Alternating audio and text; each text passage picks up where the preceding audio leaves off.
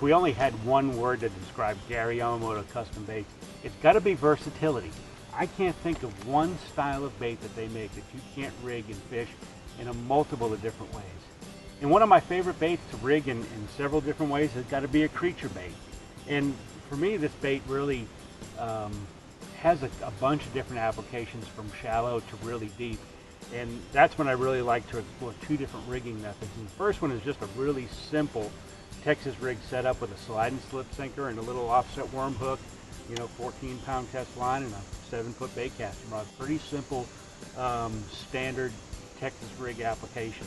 And I like to, pitch and flip and cast this bait in and around cover and really try to cover a lot of water in the fall of the year.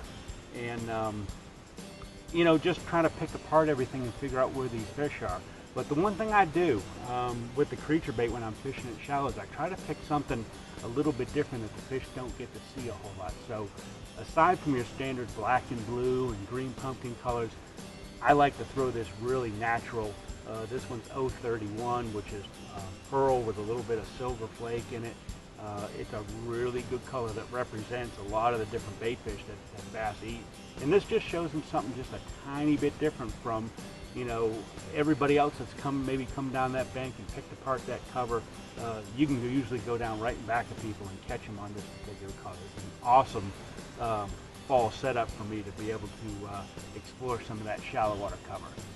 The other way is really, getting off the bank and looking at some deeper type cover and rock piles and points and things like that, and places where bass will set up, is with a one of these rotating football jig heads that's become so popular. This one's a BMC swinging rugby head, and 1/2 ounce 4/0 hook and green pumpkin Kreature bait now. And this bait really, you can do a lot of different things. You can crawl it along the bottom, or you can swim it through the water column.